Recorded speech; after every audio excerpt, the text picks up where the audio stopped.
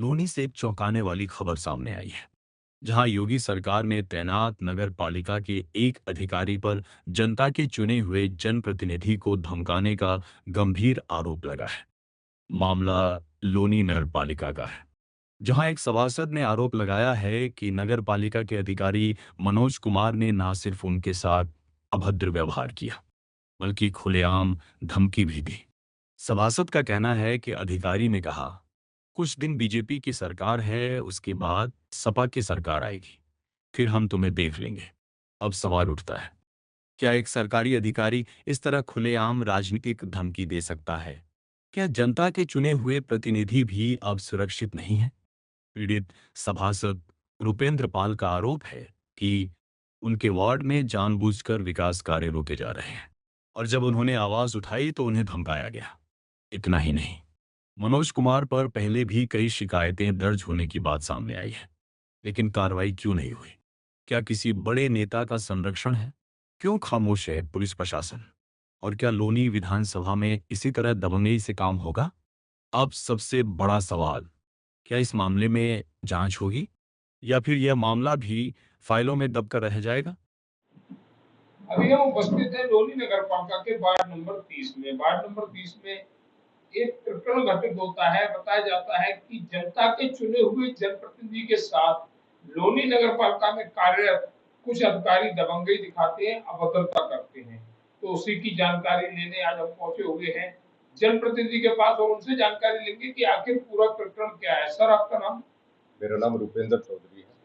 रुपेंद्र जी, एक जानकारी लगती है कि आपके साथ कुछ जन समस्याओं की जिनकी आप शिकायत करते हैं लोनी नगर पालिका में, उसको लेकर कुछ अधिकारी अभद्रता करते हैं, दबंगई दिखाते हैं। क्या है पूरा मामला?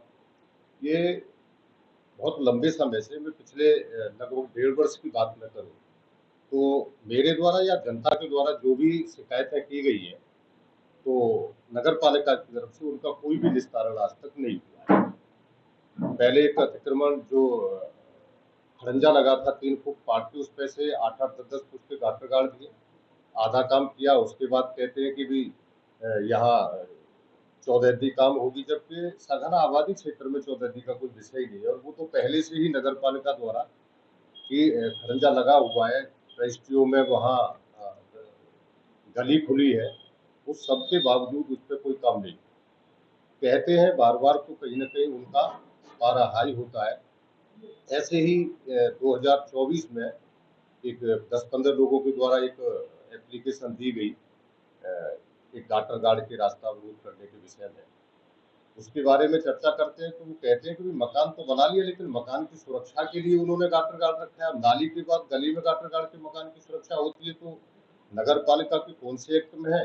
वो लिखित में अगर इस चीज को दें कि भाई इस प्रकार मकान की सुरक्षा की जा सकती है, तो हमारी समझ में भी है कि हम उस बात को नहीं समझ पाए। ऐसी बहुत सारी चीजें हैं कि कभी किसी बात को लेके, चाहे नाली को अवरोध किया गया हो, चाहे पैड़ी बनाई गई हो, किसी भी अतिक्रमण या फिर जनहित के काम को लेके उनके पास गए तो उनको उसको लेके तनाव आता है। और पहले उन्होंने कहा कि सभासद होता क्या है, पहले बहुत 1-1.5 साल पहले कहते सभासद क्या होता है। तो जनता के चुने हुए जनप्रतिनिधि को वो कुछ समझते ही नहीं है। हाँ नहीं, बिल्कुल नहीं समझते। उनका सीधा कहना है सभासद क्या होता है।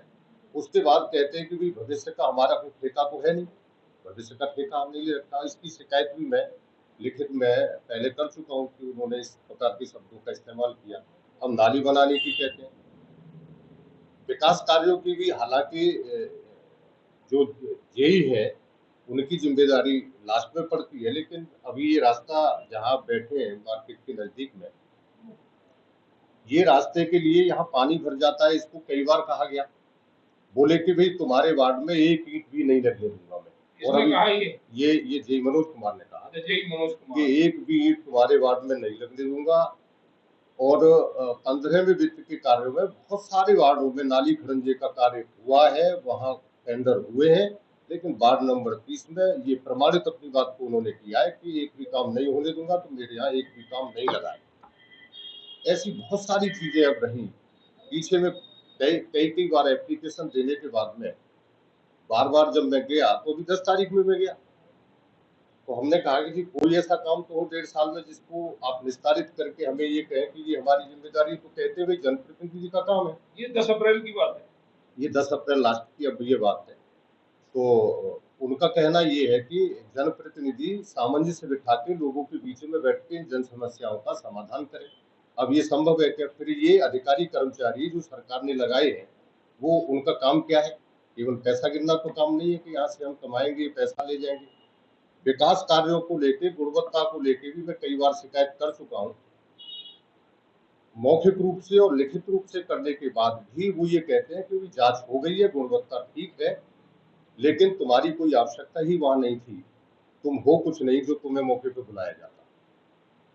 इस प्रकार के कार्य वो निरंतर करते रहे। बहुत लंबे समय से मैं उनको आगाह भी करता रहा हूँ कि भाई ऐसा नहीं, वहां लोग हैं जो बस रहे। जेई मनोज कुमार पर पहले भी आरोप लगते रहे हैं लगातार उनकी कार्यशैली को लेकर, लेकिन फिर भी संबंधित विभाग या संबंधित अधिकारी ना तो उनका ट्रांसफर कर रहे हैं, ना ऐसे अधिकारी को सबक सिखाने का कार्य किया जा रहा है।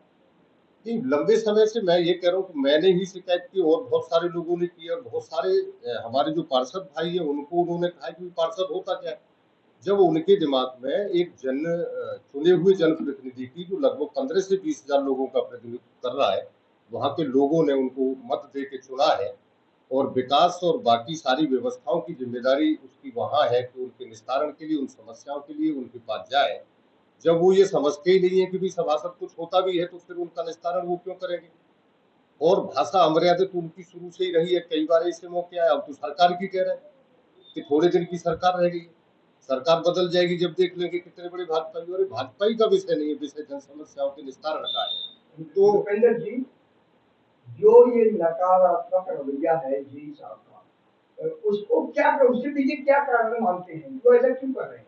मुझे ऐसा लगता है कि यहाँ के स्थानीय प्रतिनिधि, चाहे माननीय विधायक जी हो, सांसद जी हो, और उत्तर प्रदेश में माननीय योगी आदित्यनाथ जी की सरकार जिस नीति के साथ में चल रही है कि जीरो टॉलरेंस और भयमुक्त और विकास को आगे बढ़ा के निरंतर प्रदेश को उत्तम प्रदेश बनाने का काम किया जाए, इस प्रकार की जो मानसिकता की जो कहीं न कहीं मुझे लगता वो उस उनके निरंतर प्रयास को एक तिलांजलि देने का काम कर रहा है। इनकी मानसिकता सरकार के साथ चलने की नहीं है। सरकार तनख्वाह दे रही है, इस काम के लिए लगाए हैं, अपने काम को, अपनी ड्यूटी को अंजाम देते हैं, लेकिन ऐसा करते मुझे दिखाई नहीं दे। जीरो टॉलरेंस की नीति को कहीं ना कहीं जेई मनोज कुमार उसकी धज्जियां उड़ाते दिख रहे हैं। अब आप कल्पना करिए कि जिस विकास कार्य की शिकायत में मौके को लिखित रूप से कर चुका हूँ, और जो जिसके फोटो भी मैं आपको भी वो मुहैया करा दूंगा, जो उखड़ गया, एक महीने में उखड़ गया है, 2 महीने में उखड़ गया है, उनकी शिकायत करने के बाद भी अगर उन पर कोई कार्रवाई नहीं हुई है, तो जेई ही तो उनको पास कर रहे हैं।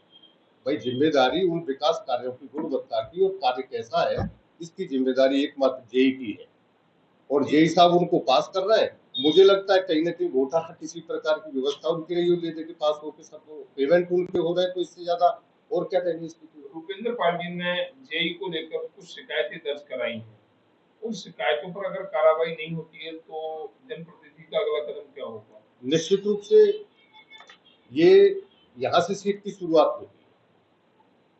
सरकार जिस मंशा के साथ काम कर रही है, तो यहाँ से लेके डीएम साहब को मैंने कहा है, यू साहब को मैंने, एसडीएम साहब को भी इस बात के लिए कहा है, पहले भी कहा था, उस पर अभी तक कोई कार्रवाई नहीं हुई। अभी जय साहब, यू साहब भी कह रहे थे कि भाई थोड़ा सा समय दो, थोड़ा समय देते देते 1-1.5 साल हो गई है। तो निश्चित रूप से लखनऊ का रास्ता हमारे लिए कोई बहुत मुश्किल नहीं है। माननीय शहरी विकास मंत्री और प्रदेश के मुखिया जो इतनी अच्छी सरकार चला रहे हैं, जिन्होंने प्रदेश को बहुत ऊंचाइयों पर ले जाने का काम किया है, तो उनसे निश्चित रूप से हम आग्रह करेंगे कि ऐसे लोगों का उच्च स्तरीय कमेटी बना के कहीं न कहीं ठीक तरीके से जांच हो और दंडात्मक कार्रवाई की जाए।